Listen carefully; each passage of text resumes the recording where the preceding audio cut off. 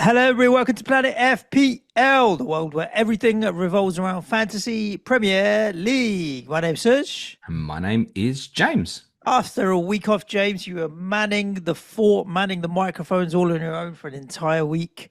I'm back for like 2 days and then I'm disappearing again. But this is the summer, this is the diary. Yeah, so I kind of feel a bit fraudish coming back onto the pod and then disappearing so quickly again. But I'm on summer holes from Thursday. So I've got 3 days to get everything off my chest before I'm away. Yeah, and then back to England, and then back to normality once we get into August. Let's get all this Oh, holiday hang stuff out on. of the way. You dropping bombshells there, mate. Do you want to get stuff off your chest? No, no, just if there is anything, we may as well talk about it now. I haven't really been following Club World Cup or none of that stuff, so I did see my Yeah, I beloved have. Benfica managed to take Chelsea to extra time, added extra Belatedly. time. I'll talk about that later in the week. A kind of relaxed, chill vibe I want to do on this podcast. Kind of just a refresh of some recent things. When I have a look at some rotation ideas, and we know obviously so much of it is price dependent. But that's part of the conversation I want to have today as well is talk about pricing potentially for defenders. I'm going to focus specifically on that rather than premiums and kind of second tier midfielders and stuff like that. I want to specifically talk about defenders because I'm kind of getting a mixed vibe from people at the moment in terms of what should happen with pricing. And I think there's a couple of reasons for that. One, defenders last year obviously didn't perform great in FPL. Highest scorer was Josko Vardiol at 153 points. Premium defenders, maybe. Go on, what do you mean by that? Well, I mean, like there was quite a few 4.5s that did perfectly Oh okay. yeah, particularly like say your Forest players, for Robinson, example. Milenkovic. Yeah, Did Aina start at 4.5? I think he did, didn't he? Or did he yeah, start? yeah, Yeah. yeah. So there was plenty at that 4 point for Kirkers and so on that in the end did okay. I think it's the premiums that we're paying north of like 5.5, 6.5 that disappointed a little, let's say. Well, based on their performances last season, there would be a strong consideration in case to say, well, should we really just strip the money out the defense? And obviously, big caveat: if the game is the same. One of the things I've been screaming in terms of change this year is switch your BPS back because it felt like every time a forward scored last year, it was like right, start him on kind of minimum 8, 9 points, subject to how many Yeah. goals in the rest of the game. It was so difficult for defenders to get in the bonus last year if they conceded a goal. So I think it moved too far away to make these guys not interesting. So you look at it and you think, well, I wouldn't pay 6 million necessarily for Vardiol, who, considering how City have beefed up with say 8 Nori, is almost like a rotation risk himself now. But he's still got to be relative in comparison to other defenders. So them Forest guys like Milenkovic is not going to be 4.5 next year. Olaina is not going to be 4.5. You might maybe get away with a Nico Williams, but they should probably just put the Forest players up to minimum 5. There's a case But to they push also up. shouldn't be 5.5, I don't think, those Forest defenders. No, like if Milenkovic is 5.5, you're probably not going it. Although, like in fairness, they do have a pretty good start to the season from a fixture perspective, so you might want to. So I think like the instinct to say, right, I don't want to spend money on defenders this year, but there's got to be some form of line of pushing them up. And also, what's really importantly that's kind of changed if we kind of go back a few more years is we lost João Cancelo as a kind of a real competitor for Trent, and now Trent has gone himself. So we've always known over the last number of years in FPL that Trent would be the top line. I don't mind admitting that a few years ago Trent came in at what 8 or 8.5, and Eight, I laughed because it was like I'm still having eight. him. Yeah. Yeah, was it 8? Was it?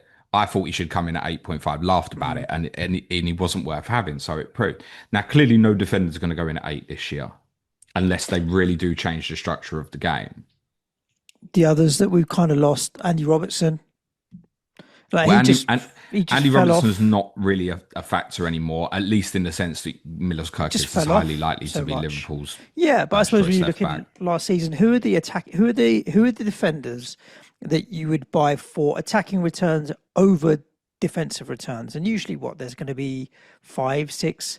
The likes of Porro would have fallen into that bracket, but obviously Tottenham were so bad for large parts of the season that the attacking returns with no clean sheets didn't even make that a consideration or worth it. Like I said, Robertson dropped off a little bit. Arsenal defenders in Gabriel, he had his run of goals from corners, but as soon as everyone moved on to him, it became Saliba that was scoring goals from corners. VVD chips in a bit, but I wouldn't necessarily say he's one again that you would pick for attacking returns over defensive returns. Like we had a season, didn't we, where Van Dijk, Robertson, and Trent were all over 200 points. Yeah. But then they also kept a hell of a lot of clean sheets that year. Van Dijk last year played for the best team in the league, 143 points, playing near enough every game. Like that's not worth paying 6 million for, is it? Absolutely not. Yet we know that people will. And I'm looking around. If you look at FPL team at the moment, for example, and I realise there's limited data at the moment, but a quarter of teams are putting in Virgil van Dijk on their drafts, predicted price of 6 million. That's not worth having. But it might be that it is. And what's interesting from the tweet I sent out yesterday is a lot of people don't think, right, defenders have been shit, top them out at 6 million. A lot of people think like the Arsenal centre-back duo should be going to 6.5. The likes of Vardiol, Kirkes, Frimpong coming in at Liverpool should also go above that. I've seen someone suggest Frimpong should come in at 7, which with 41 attacking returns over the last 3 seasons in the Bundesliga, I can understand some of the hype. But we couldn't even sit here now and go, he'll definitely start. Because Conor Bradley's there, right? Yeah. I mean, I'd fancy Kirkes a little bit more than I would fancy Frimpong initially anyway. Arguably, yes, but the kind of key point here is because Trent's left the league. So I think if Trent had stayed, you'd probably go, right, I'm still having Trent as the highest at maybe 6.5, 7. But because he's now gone, as a consequence, do you push others up? Or should they is probably more the question. Yeah, it's a really difficult question to answer. Really difficult question to answer. And do you know, I think some of the Chelsea players should get mentioned, like Cucurella. I think will be a really good asset. Like if he comes in at 5.5, for example, anything less than 6, I think Cucurella, I will want to get into my team. I know fixtures dependent on when they get back from the World Cup Championship League would depend on whether or not we want to get Chelsea players and so on. But I think there's assets there potentially as well. It's that balance, James, when you come to pricing with, do you want to pin and peg your pricing of players on the points that they return, but you don't peg your pricing on players to the points returned in the overall game. You peg it against players in the same position, right? And then the second thing you have to overlay is, okay, if you've got 100 million, what's the average split going to be on your 3 defenders, 3 attackers, 5 midfielders, 5 defenders, and therefore what does good look like? You need a spread of players on that curve in all of the different price points. So sometimes you end up where you have players that compared to a similarly priced midfielder will not be worth the money, but you can't just fill your team with midfielders, right? You can't just fill your team with forwards. So it's kind of overlaying the two against each other. It will not be possible, I think, to win the game with, well, okay, everything's possible. We know that, but you won't win the game if you just have 4.5s in your team. Well, you will need one of these. You will need some of these better players. If someone had started with like a treble forest of say Aina Milenkovic and maybe even Sells defensively, it kind of like all 4.5 started last season. Like, why not? Sure, but the money that you've got extra doesn't then guarantee you that you're going to spend it well in other positions. That's the thing, and also right? you've got to get the decision right. Like none of us would have sat pre-game week 1 last year and gone, oh yeah, treble forest. And admittedly, obviously Chris Wood hit 200 points. So it wouldn't have been quite right anyway. But probably in hindsight, yeah, double forest defense for the whole season probably would have been like way to go from a value perspective. No one's ever set and forget as well. You've got to be really brave to just go set and forget. But it's because there's 2 sides to every decision, right, on the scale. So yes, you can cheap out here, you can pile that money into midfield, but then Cole Palmer goes on a run of like 10 games with nothing. Well, you'd have been better off having Cucurella during that period, for example, at cheaper. So it's always a balancing act. It's always, theoretically it sounds good. So I think you will need to find these players that can give you better returns. We don't know, like for example, Porro might become a better asset because Frank is a better defensively minded manager, which allows him to push forward, maybe suddenly he's on the table. I think there'll be defensive assets between that 5.5, 6 million that will be worth having. I don't think it's a case of cheap out the defense. Yeah, but even saying the case of Porro, right? So there's a case to say like him and Munoz would be kind of probably the two players I think outside of the, let's say, title challengers who they've got to be really careful about, I think, with the pricing. Because I think if Porro's 5 million at the start, actually with Tottenham's fixtures, probably go, yeah, I want that. And Munoz can't really go in at 5 again, can he? Admittedly, Palace have got a more difficult start, but I've already looked at sort of like, Porro to Munoz around about, say, game week 10 or so, if they're at the same sort of price. Those two, I think, have got to go in at 5.5. With Munoz, there's justification on it on last season. With Porro, Yes. there's none. So No. do they use a historical of, right, Tottenham are normally this? Would they look at last year and go, because really Porro should be no way it should be more than 5 on basis of last season. And I would assume Udogi would probably be 4.5. So there will still be a cheaper option. And there'll obviously be 4.5 options, I would guess, at Palace in the likes of maybe Lacroix. I think will be a really interesting one for people. Maybe you want to look longer term. I think he was one of the highest underperformers of XG last year, believe it or not, Okay. despite the fact he was a defender. But Munoz could be crazy good, right? And even in difficult fixtures, you know how far forward he gets for Palace. So if we're saying Porro and Munoz have kind of really got to be 5.5, then you've still got to have the likes of Vardiol and Kirkes and that have got to be above that, haven't they? Yes. They have to be. Yeah. I would think Vardiol would come in at 6 or 6.5. Kirkes, the only challenge with Kirkes and Frimpong is Kirkes new club, Frimpong new league. So you don't know whether or not he's going to be played in the same way and whether he'll adapt to the league in the same way. So they wouldn't be cheaper than 6, but I also don't think they'd be more expensive than 6.5. I don't think any defender is going to come in at 7. But there's no Trent now. Yeah, but I just don't think any defender will come in at 7. All right.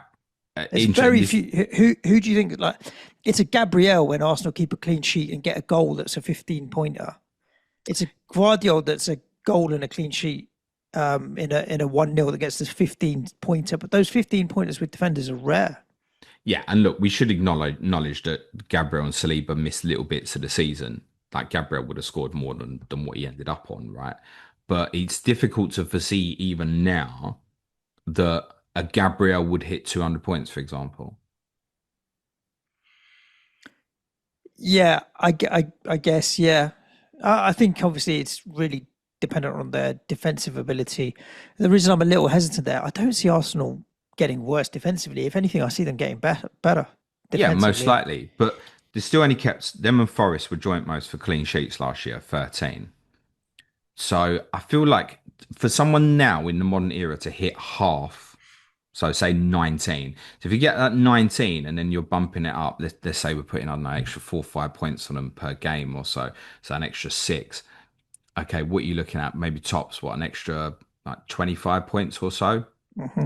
So the top end here, I think you're looking at is maybe a defender getting sort of like 175, 180, unless you've got an extreme one in there where someone gets the really good clean sheets and then you're adding to sort of like the Trent potential numbers, or if Frimpong can do one of these mad seasons. You got 10 attacking returns in the Bundesliga last year, but the previous 2 years were, I think, 17 and 16.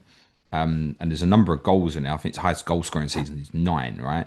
If you have him get like 16 attacking returns and Liverpool keep even, let's say, 16 clean sheets, then he can push towards that level. And I think that's why a few are suggesting, well, he could be that. The caveat to that is he's so often pretty much played as a right winger for Leverkusen. Now, okay, he might end up in possession. There's an Egyptian in that position for Liverpool, isn't there? There's someone in the way, and so much of what Trent has done good for Mo is obviously kind of not getting in his way. Exactly, right? Yeah. And obviously the ball into Salah is going to be very different now. But yeah, Frimpong definitely has a ceiling of being high. I think Kirkes as well. Kirkes is a marauding left back for Liverpool. Could be great. Could get back to he will be Robertson like the Robertson of 2 years ago. Exactly. Absolutely. That is my thoughts with Kirkes. If I had the choice today, same price, all things being equal, Frimpong or Kirkes, I think I'd buy Kirkes for 2 reasons. One, I think the competition is is less on that left hand side. I think Kirk easily plays ahead of Robertson, whereas Bradley could play. And secondly, he's been in the Premier League for a while, and so knows the league and the intensity more than Frimpong, who'll need time to adjust. There's a lot of other players who, I say delivered a bit, like Lewis Hall, for example, right? He didn't start the season. Then when he got into the team, developed, was chipping in with got assists and that kind of thing. And then obviously got his injury and fed away. But I really felt, okay, there's enough consistent attacking returns here from you that you'll be a good defender. But the amount of minutes he ended up playing and he's got an injury, he can't be coming in at 5 or 5.5. He's got to be the same as last year, 4.5. No, surely. he can't. No. You think he'll be 5? Yeah, minimum. Arguably, That. Lewis Hall for me, because Can't be more Newcastle. than that. Listen, Newcastle were capable of finishing top 3, right? If they get it absolutely right, I would say he would have to be minimum 5, and he's arguably one you'd put into the Porro and Munoz bracket because I think he would be the best one at Newcastle. He's just all day long. If he was 5, I'd be looking to pick him up all day long. We've had Fabian Schär at 5.5 because he chips in with the odd goals and stuff. And Lewis Hall is someone you could look at and go, he'll improve, right? You're looking at someone like Robertson, you're going, right, I need to drop him down in price because, I mean, you wouldn't have, no one's going to pick up Andy Robertson if he's 6, for example. I'd be quite intrigued to see what would, if you put him in at 5.5. Because then if Kirk has got injured at some point, that's maybe then interesting at certain points during the season. So you can't go too low, I don't think. The reason Lewis Hall's name came to mind is because I was thinking about defenders that take set pieces that might be able to contribute. And Trips obviously did. He's not really first choice anymore. But who are the defenders now that are taking corners, taking free kicks, that kind of? Porro's one, isn't he? Exactly. There's just not that many though, is there? When you look down the league and at the team, so you might get. I mean, one player we haven't mentioned yet is Ryan Aït-Nouri, who very takes away from Vardiol. Aït-Nouri's probably got to come in at 6, hasn't he? Minimum. He was one of the better performers in FPL last year. Anyway, he got to sort of like 1-2-5. Yeah, but he was playing so far forward as well during periods, which he can do. Yeah. Yeah, until the spring, they were obviously really struggling. I know he was called a troll by a lot of people last year, but anybody who has watched City, particularly the game against Juventus, he's assisted Doku in the game. He's had another effort that was well saved. You'd be really cautious, I think, of pricing someone like him under 6. City got so many cooks again now. I mean, what happens with someone like Matthias Nunes? Do you see positionally Aït-Nouri doing Cancelo type things in terms of getting as far forward, having as many shots, being as attackingly involved? Not in terms of actual like volume, and obviously he's a very different player to Cancelo. I mean, Cancelo put Haaland away from 60 yards over the top and stuff. Aït-Nouri is not that sort of player, very different player, but he can move inside, he can go on the overlap on the outside. I think he can play multiple different positions. I think he could even play ahead of RDL on occasion. I don't think that's something that's that wild to assume might happen occasionally. So yeah, I don't think you could go too cheap on him. And Nunes, again, if you watch that game with him playing from right back the other night, like he's basically got 2 assists from the game.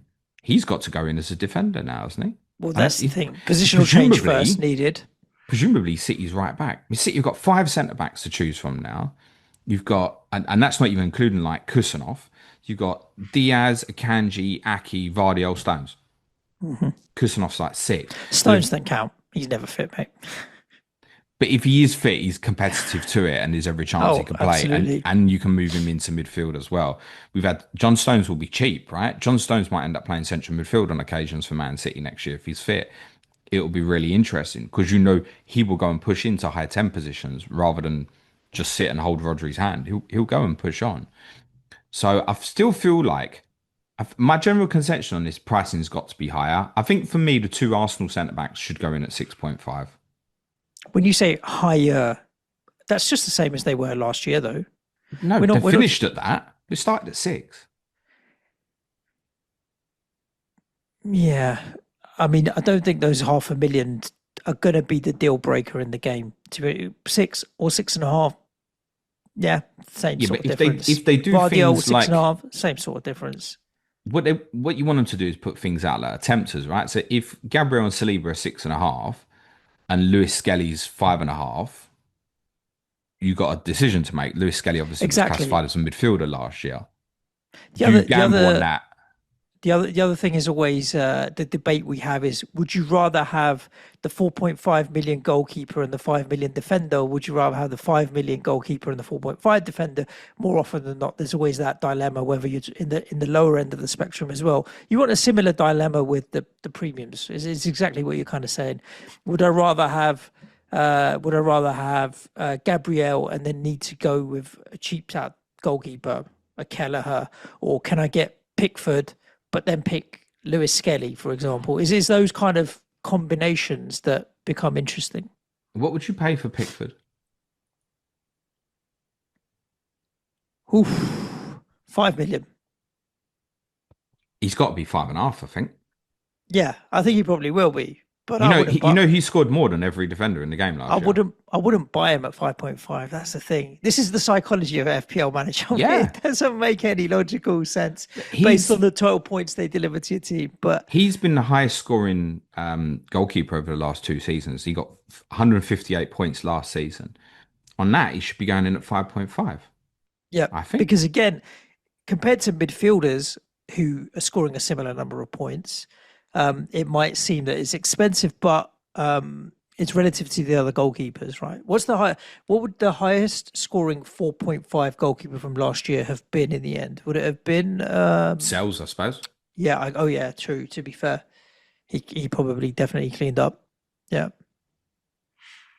So this is interesting, right? So we're saying, right, we've got to put everyone up a little bit defensively. We're saying we've got to put Pickford up. We're not talking about Pickford as a 6, though. No. Why? Whereas Raya, Alisson, all day long 6. Ederson, if it's still him. But with Everton, like Everton's defensive numbers, despite all their problems over the last couple of years, have been fine, right? They were still kind of in top 5. And they were still good under Moyes as well. Year. It's not like they changed under Moyes as well. Your Branthwaite's and Tarkowski's not going in at 4.5. 5 million. So Pickford can't go in at 5. So he should be more, 5.5. It's got to be. And then you probably want the carrot one, like, if Kene Tete joins them, is he going to be like a 4.5 you can rely on, for example? O'Brien, maybe. O'Brien, maybe, yes, because if Tete joined, you'd be looking at him going, "Oh, is he definite first choice now?" Because he'd obviously played right back so much under David Moyes following his return. Can I just give you a list of players that scored a little bit more than Vardiel, who was the highest scoring defender? When you say a little bit more, yeah, a little bit more, just a few points, 5-10 points. Yeah, Antoine Semenyo, Morgan Rogers, Jacob Murphy, Justin Kluivert. Alex Iwobi scored more FPL points last year than any defender. Morgan Gibbs-White. Like, that's not a thrilling list. I know, like, Rogers, Murphy, and Semenyo and Kluivert were all really interesting to us last year, but they were all really interesting to us because they were under 6 million. Like, I don't know if we're going to have these guys are all going to get a little bit of a bump. Are we all going to chase Alex Iwobi now? And he's probably going to get a bump as well. Like, I'm not sure how. I mean, Villa's fixtures are brilliant at the start, so maybe like Rogers, but it just, again, it shows you, right? There'll be new Rogers and Murphys this year. It's kind of the point, right? The thing, if you think about midfielders at similar price points, though, it's a bit of a myth that you have 5 midfielders to play with, because you're going to want a premium. Let's say Salah, top of the tree, right? Now you're down to 4. You're definitely going to have a couple in that 8 to 10 million bracket, whether it's Saka or Palmer. Foden becomes interesting again, and a Bowen or Anthony Gordon or a Jota, someone in that bracket. So you're going to have, let's say you're going to have a 12 to 13, a 10 and an 8 million. You're left with two midfielders that would be in the similar price point to defenders if they're 6.5 below. It's a much harder decision to get right, to get your 6.5, 6, 5.5 midfielder right. Whereas with your defenders, they're all, you got 5 spots there. So I do think, you can compare them, but it's hard. It's a harder decision to get right the midfielder. You're also speaking to someone, Suj, who likes to take on these big premium bad boys and might do so again, stupidly. Yeah, I don't think Salah is one you should take on, but to be confirmed. Hashtag play it your way, mate. Yeah, he's had a nice little rest this summer, James. in any case, I think, I mean, he was, someone pointed out, they were like, someone was digging me out on YouTube. I noticed in a comment because I said, oh, Salah never does well against Manchester United. They obviously didn't pick up on my sarcasm. Oh yeah. And I will, I will say similarly that Mo Salah always starts seasons badly. I mean, it's normally the start of the season that he goes off Just most crazy as well, doesn't yeah, it? So it is. yeah, I know the risk if that's what I end up doing. That's a long way away. I think in conclusion, on terms of defender pricing, I think, like I said, I think Saliba, Gabriel have got to go in 6.5, and therefore I think a few others should as well. I think if they go with Frimpong, oh, I'm not sure he's going to play. We put him in at 5.5, and then he becomes the regular right back, and he overlaps that pushes Salah inside and stuff. He'll be in all the teams. So I think he's got to go in at a fairly strong price. I think Kirkes has. I think Vardiol, because of historical, and Eight Nori as a new purchase, have got to go in quite strong. And I think they've got to be really careful with Matthias Nunes' price. And then I think the next layer is, like I said, Porro Munoz. And I think, yeah, I would probably put Lewis Hall into that. And Cucurella as another one. Cucurella, I'd put up with the others. I think he should be coming in at I six.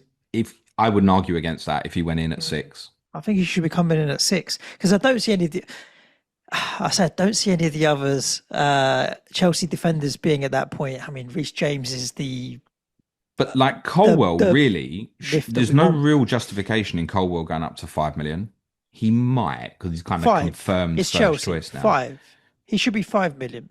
Yeah, but that you're talking about someone who offers so little going forward as well. Like he's a basic 4.5, isn't he? Yeah, yeah. I guess it's a myth that Chelsea are defensively strong. What would you put Reece James in at? Because again, this is a guy that can't stay fit, but when he's fit, I mean, he scored again at the weekend. I say again, Goalkeeper like questionable. yeah, but still, he chips in. He's an attacking player, man. He's 5 maximum. If I told you Reece James is going to play start 30 games next season, you think, all right, I probably would own him I at would some point happily pay more for Cucurella than Reece James. for the Without, reliability, no, not no, for no. the. No, even positionally, to like Cucurella is going. He has been for months now, just going into wild offensive positions for Chelsea. He almost in some of their games looks like their most threatening attacker. He just goes and box crashes. Like Reece James doesn't do that. So yeah, I would pay Reece James does take a few set pieces as well. if Reece James was 5 and Cucurella was 5, and they were both going to start the You season, I'd be going take Cucurella Cucurella. all day. Because Reece James, you'd have to sub him out in about 3 games when he gets an injury anyway. But yeah, I do think Cucurella's one definitely I've got eyes on, and I think he should be in a similar bracket to yeah, Saliba's and Gvardiol's and that kind of just half a million cheaper, 6 million. Yeah, I would really like Cucurella at 5.5. So my instinct on that is, yeah, he should probably go 6 as well. Mm. It kind of forces you maybe to pick. If there's other, there will be definitely something Chelsea available at 4.5. It forces you maybe to look at something else. Like I said, if you look at say Udoghi's 4.5 and Porro's 5.5, it forces you. Lacroix 4.5, Munoz minimum 5.5. Like it forces you to look at other things. I think Villa and United as well. It's difficult to foresee them having players that would jump any higher. I mean, Villa only had, I think, one player, maybe Ezri Konsa, I want to say, got to 100 points last year. Yeah, I wouldn't even look at them defensively. But they did start really keeping clean sheets at the end of the season. Lee Jackson's actually changed his bio. He deleted the "we never keep clean sheets" stuff. They Okay. really did towards the end of the season. So something like Konsa, this is it, right? Something like Konsa, does that get a bump? Like I think Ian Matson might be an interesting one this year. What's the justification to put him in at 5 now?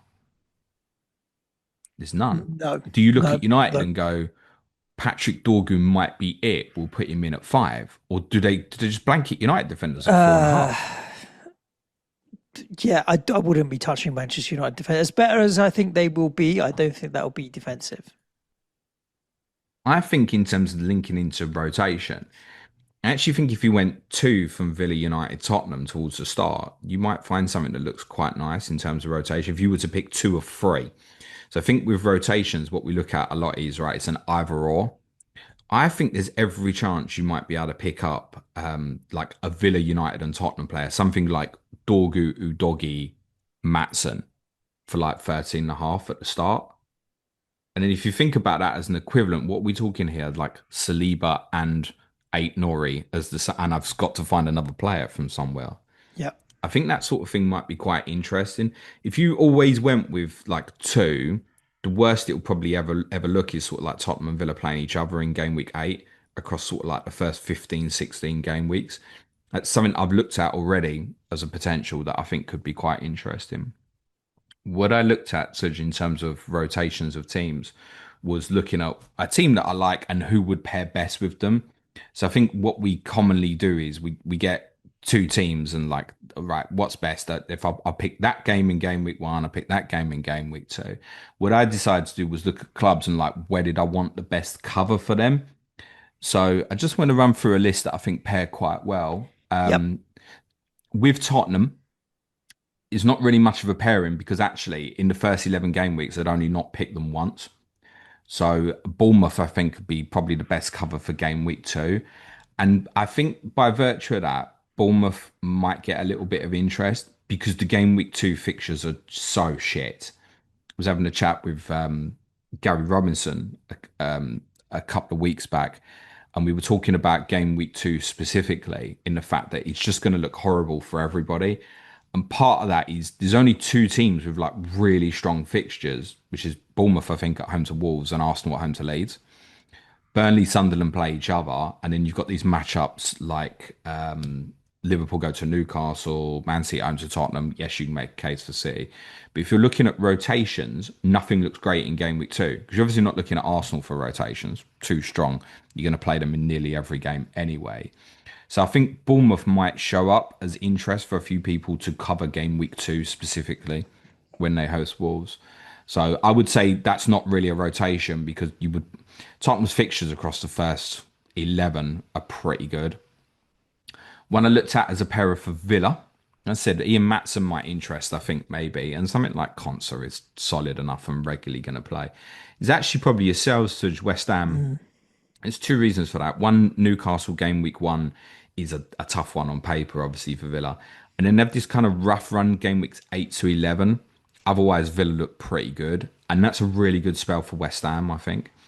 So something like a Wan-Bissaka and Konsa, if you were looking at a real kind of long-term play, Wan-Bissaka game week 1, and then he's in play when West Ham come into some good fixtures around about game week 8. Not that West Ham got a bad start, by the way. It's just that Villa have got a really good start. So I was looking at something that covered Villa's bad spell well, and I think West Ham do that. Yeah, to be fair, and Wan-Bissaka, he's not coming in more than 4.5.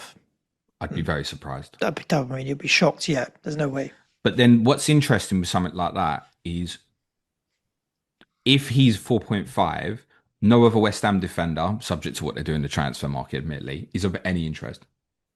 Yep. It kills every other one, unless they're 4. Are you going to make West Ham defenders 4? No. I don't think you can you? No.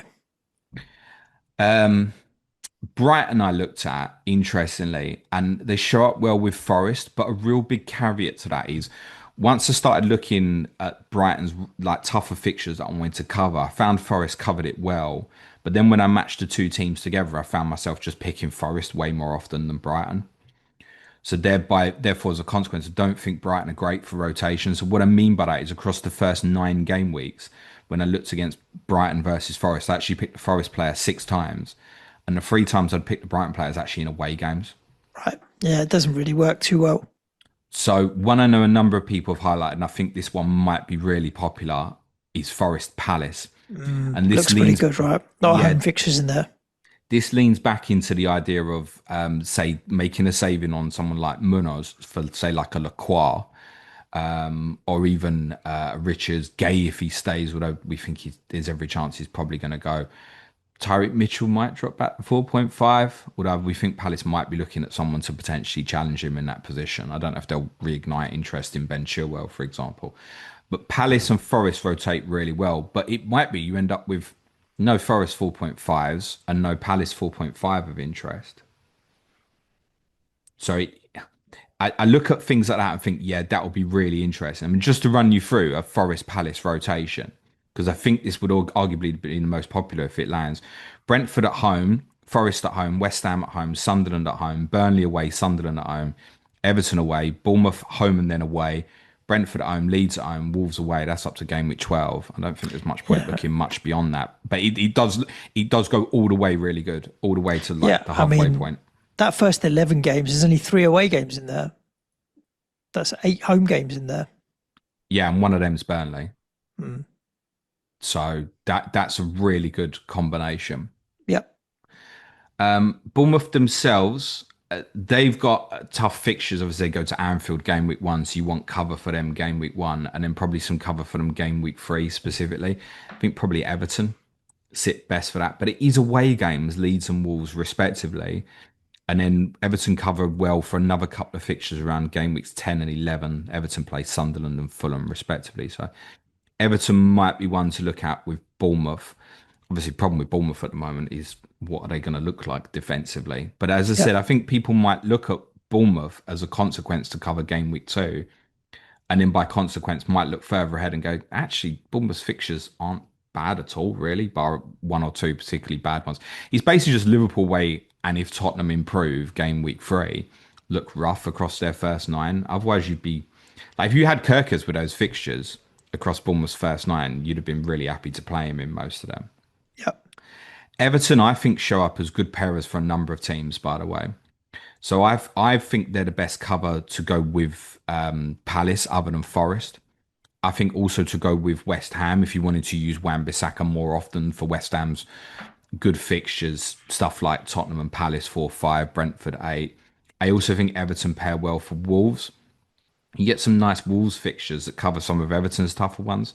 So you can have Wolves at home to Everton in 3, home to Leeds 5, home to Burnley 9, also away to Sunderland game week 8. A lot of greens if you look at a Wolves Everton rotation. Everton are the team that sit really nicely as a pair with a number of teams. So again, consciousness of their pricing. Maybe we don't want an automatic 4.5 choice at Everton. Just one other to mention as well. Fulham, I found really real difficulty finding someone that paired quite nicely with them. I think probably Leeds actually. Okay. And Leeds will, you would imagine, will probably have something that comes in at 4.0. But across the first 9, when I looked at Fulham and Leeds together, I had a Fulham selection for 3 home games, and then actually had the Leeds player for 6 others. And those fixtures aren't terrible. Yeah, there's some home games with Newcastle, Tottenham, but also home games with Bournemouth, Everton, West Ham, also a trip to Burnley. So Leeds, we think, actually will be one of the strongest teams that's come up for a while. We didn't say that about other teams who've come up, but yeah, they probably should be. And just a note on Brentford as well. Brentford, because of pretty much the home games they've got, we on season 9, episode 1, we did a little bit on their opening 6 home fixtures, basically against expected top 8. Because of that, they just don't really rotate well against Yep. anybody. I looked at, I mean, Burnley's fixtures we said are bad. Sunderland, if you looked at a rotation with them, I think you would maybe use the Sunderland player for the first 3, and then that's it. Yep. So then it's a case of just looking at someone else from game week 4 onwards. I also looked at the 4 kind of interesting all home pairings. So obviously teams have got paired. There's certain ones like Arsenal, Tottenham, Liverpool, Everton. You obviously wouldn't look at for rotation. I looked at the other ones. So Bournemouth, Forest, Brighton, Brentford, Palace, Wolves, and West Ham v Leeds to see how much we'd look at them and how often I would maybe pick the player that was playing for away. The one I think that probably has the best balance is probably still Forest and Bournemouth. Yep. So maybe if you don't have a Palace 4.5, but you did have, say, Nico Williams, there'll be a Bournemouth option. Maybe Forest Bournemouth would be a decent option because across the first 12, it would always be a home game. Bar I would probably pick the Forest player away to Burnley in game week 5. So Yep. that, if you're looking for specific teams playing at home, is okay. With Brighton and Brentford, as said, Brentford don't really rotate well. I found that quite a lot. So over the first 9, I only used the home fixture 3 times out of 9. So if you're looking specifically for the home game, that's not it. Palace Wolves is not too bad, but automatically you're walking into Chelsea away and Man City at home as a choice in game week 1. So that's Yeah. really off-putting. Yeah. And then I think predominantly, other than a little spell between 3 and 9, it would be the Palace player if you were looking longer term. And West Ham Leeds, all the way up to game week 13, I'd only used the Leeds player twice. But then you might have the Leeds 4.0 to go with Wan-Bissaka, for example. So if you're looking for the specific team always playing at home, I think it would probably be Forest. Bournemouth would be the only one that would be That of was real interest interest. to me. Yeah. Makes sense. Cool. For anybody that's wondering about how to have a better in-depth look, like I'm looking at the spreadsheet right in front of me, why not head over to patreon.com/planet FPL. Can people join today, James? The last day of the month? Or can they not Uh, join in July? Clarify, because yeah, July, there's no charge. yeah, they can. I just the 30th is a really awkward day to do it because we've obviously paused payment. So Yeah, exactly that. you'll get charged on the 30th twice over. Although moving forward, you will get a charge twice over. So billing is now paused for July for our existing patrons. We will have content running on there up till the 17th of July. Then we're going to take a little break and then we'll be back on it August the 1st. The head of correspondent week will be the following week between the 4th and 8th of August. Do you want to get some questions up, boss, and I'll tell people what Yeah, they've got this week? indeed. Let's do it. The questions are ready to go. So Lauren Harris is joining me tomorrow for a conversation about the Women's Euros that starts on Wednesday. England are in a tough group and obviously open with France. We'll be previewing that tournament. With Lauren, you and I are going to be discussing latest transfers on the transfer window show on Wednesday, Suj, which no doubt is going to include a conversation about João Pedro, who very much looks like he is on his way to Chelsea. Yeah. Might even be eligible for them in America for their quarterfinal against Palmeiras Oh, at the wow. weekend. It's a possibility. Although who knows what fitness levels he's at because he won't have been training. But the belief is that he's going to go and join them. They can register him to join up. Thursday, I'll be talking Club World Cup and all the games from the last 16. And my Ask James stream is on Friday. It's scheduled for 12 p.m. UK time. That could change, but it's scheduled for 12 p.m. UK time at the moment. Good, good. Cool. So only a handful of questions here, James. Some of them we have just discussed. Like Scott Forrest said, is it worth paying premium prices given lack of cleans and changes to BPS? Well, that's the whole point of the pod. So yeah, we kind of covered that. I'll reference something that Adam Hopcroft, who's really knowledgeable, said years ago to us, and it's just always stuck with me. So no two seasons are the same. Every season's different. You never play FPL and it's exactly the same season, otherwise we'd all win it, right? Yeah. So there's nothing to say that this year we won't have defenders who go up to 180. And who knows, like I said, the BPS might change back in their favor, for example. What does that impact? If the BPS moves suddenly back into being really strong for defenders, should we be talking about Gabriel and Saliba as like 7 million, for example? Maybe so, because interestingly, one interesting stat, which I think will surprise people, Vardio was the highest scoring defender last year, and I gave you a list of players that kind of scored a little bit more. They're all midfielders. There's only 5 forwards scored more than 153 points last year. Isak, Watkins, Visser, Wood, and there's one more name that escapes me. Oh yeah, the robot. How did I forget? There's only 5 forward, and admittedly, like they were all up to sort of 180. But then the next highest scoring forward was Mateta, 150. Big drop off. So, Yeah. and we've spoken so much about the interest in forwards. So actually, when we look at that, the top premium defenders may be comparing against Raul Jimenez's and stuff like that from last season. FPO Invincible wants to know what your prediction on the top scoring defender is going to be next season. Injury dependent on that. I would think still one of the Arsenal lads. I'm going to go Purely Milos Kerkesh for me. the thing with Kirkes would be though, no doubt he'd be first choice, absolutely certain of that. But Robertson will nick some minutes off him. It's not like he can't use him. Yeah. Them two Arsenal defenders will play pretty much no matter what.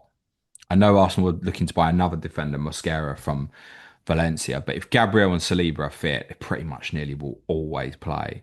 So if they stay fit all season, whereas like you can't see that with Vardio, Aït-Nouri, Nunez, I think they'll outscore Van Dijk. So I still think it would probably be one of the Arsenal defenders across James, the whole season. But remember, they start tough, Arsenal. this question has just reminded me we messed up at the start of the show. We Oh, yeah, didn't did even we? congratulate the England under 21s on their victory at I the did a piece on that weekend. on Patreon. So, Oh, fine. All right, cool. but yeah, Yeah, smashed it. Shout well out, done, particularly. lads. No, they were good. Really watched the game Saturday night. It was thoroughly enjoyable. It was about nearly 4 million viewers watched that. Actually, it was the most Yeah, watched program in the UK over the weekend on any channel. It was the fair under play. 21 final. So, Harvey Elliott did really well. Well, James McAtee had a good tournament. that's Amari Hutchinson. that's what triggered my reminder because FPL Borrett's come in and said, could Harvey Elliott be this season's budget enabler if he moves from Liverpool? Will likely come in at 5.5 if he's still at Liverpool when the game launches. Do you know what? I love it when you get these tournaments with the under 21s. The amount of content I've seen from fans of all sorts of clubs, barring the elite clubs, saying we should go and bid for him. We should go for the likes of McAtee and Elliott and Krez, all these players. Everyone's suddenly like, we should go and buy them at our club, barring if they're already at like a big club. You know, calm down. They're good players. They just won a tournament, right? I Like think Harvey Elliott, he ain't going to move from Liverpool to Palace or Liverpool to West Ham or why something. Come not? on, man. Why not? Because Let's let he's let's maybe on loan or something, but no he he no good he enough spoke. to play for Liverpool. He's spoken about himself, Suj, about having to really think about what he's doing. I think there's every chance that he will move on. I agree with you personally, by the way. He's good enough to play for Liverpool, but he wants to play every week, and he's not going to And I get at that. Liverpool. Yeah, and that's the only thing where I So can see it. let's give it. You mentioned Palace, right? Let's say maybe Eze leaves, and then Harvey Elliott goes there, and he's 5.5. Is he interesting? Of course he is. Absolutely. Yeah, I agree with that. Yeah. Can just say as well, I mentioned a few good attacking players that played well for England. Elliot Anderson, Mm. he'll be in the full squad in that tournament next summer. Yeah, that was in a couple of WhatsApp groups. Someone was saying that either Elliot or Anderson should be playing for England ahead of Jordan Henderson. I said, well, get Elliot Anderson in and you got two for the price of one there, haven't you, really? He's absolutely great, Anderson, and If you I think think about what a Tino pickup for Forest, Livramento is another one. I'd be very surprised if he's not in the full squad. good young To be players honest, coming next through. tournament or I think next the squad even. other important thing there is also mentality, like to have to come through extra time and win against the mentality around the national team tournament by tournament is just getting stronger and stronger, where you might have thought that we would fold from giving up a lead previously and that kind of thing. It's not very English, is it, James, to stick with it, stay mentally strong and come back and win it. It's not very English to actually win the trophy. So well In done, it, Jar. lads. So yeah, well done. Twice in a Cool. row. Yeah, indeed. That's why I was going to say, well, we have won it before, so it is kind of getting that way slowly. The at least at the younger age groups, anyway, and the girls. Don't forget them; they got one under their belts as well. Yeah, might maybe another one to come as well. Oh, Well, no, there it's we going to be go. So tougher this time, though. it's slowly and surely. It's nice to see it changing. We just need it to change for the men's team as well, which I'm sure it will. Last question of the show, James, because we've asked the I others. don't know. Come on, Sorry. be positive. We're being positive here. Do you think Arsenal's defensive numbers could regress next season if they purchased a number 9 like City's did when they dropped the false 9 position for Haaland a few years ago? Arteta seems reluctant to play an all-out striker, so out-and-out striker, and instead goes for midfielders in that position. What does Havertz play as when he plays for Arsenal? I'd say a striker, number 9. Yeah, yeah, and I think Arsenal want to buy one. So, I think in terms of would there be a regression for Arsenal's numbers, it would only be if they brought a forward that was incapable of pressing at the top end, because Havertz and Odegaard are really good in terms of their off the ball defensive work. So it would only be a regression from that perspective if Arsenal brought in a number 9 that was lazy. I just cannot foresee that they're gonna do that. No. Yeah, agreed. Good. Cool. That's a wrap on the questions. We've covered off a big discussion on defender pricing. Obviously, jump in the comments on YouTube or pods. Go on. I've got one more from Blue Sky, and then Let's do it, James, before I give the spiel. I've got one to ask you as well. FPL Blonde says, could you rank your top 3 teams whose pre-season friendlies warrant particular monitoring with a view to FPL asset identification? Top 3 teams for pre-season: Manchester United. Manchester United. I'm going to say Leeds, because you always want to find a little bit of budget enabler somewhere. And you mentioned that they could be potentially the best promoted side. So I think having a sneaky around them, whether it's Ailing or Dallas, we need to know which one we need to buy, James. And I'm gonna say Chelsea doesn't really count because their pre-season's the Club World Cup, really. And I'm gonna say Liverpool. Yeah. Yeah, you've not landed far from me. I think Liverpool, we need to see what the adaptation of something that may look different if there's a side put with Frimpong and Kirkez as the fullbacks. Like, what's the impact on Mo? What's the impact on like Florian Wirtz, where he's going to play, etc. I think for United, yeah, seeing how Cunha and Bumo will fit in, and yes, Bumo will be joining Manchester United in the near future. I'm near certain of that. And obviously, they may buy a number 9 as well. And I think the other one is my own team. New manager, good fixtures at the start of the season. Does something show up where you're like, it's Johnson, it's Maddison? Does something like that look really good in pre-season? Does Solanke look like he's really on it, for example? So I think my team as well, and I'm sure we'll do some business in the next couple of weeks as well. So I think probably at this moment, yeah, probably Liverpool, Man United, Tottenham would be the three to keep an eye on closest, excluding the fact obviously City and Chelsea are playing now. Chelsea have organised 2 games at Stamford Bridge the weekend before the season starts. Man City haven't arranged anything as yet, and I wouldn't be surprised if they don't at all. Man City could be just Wolves away going in completely blind. I think that's possible. Yep. True. They are by the way the draws worked out now. Obviously Chelsea are through to the quarters. City and Chelsea would meet in the semi if they keep winning. Good, James. As I was about to say, spiel, jump in the comments on YouTube or wherever you listen to the pod if you have any disagreements. I'm going to interrupt you again. You didn't let me ask you a question.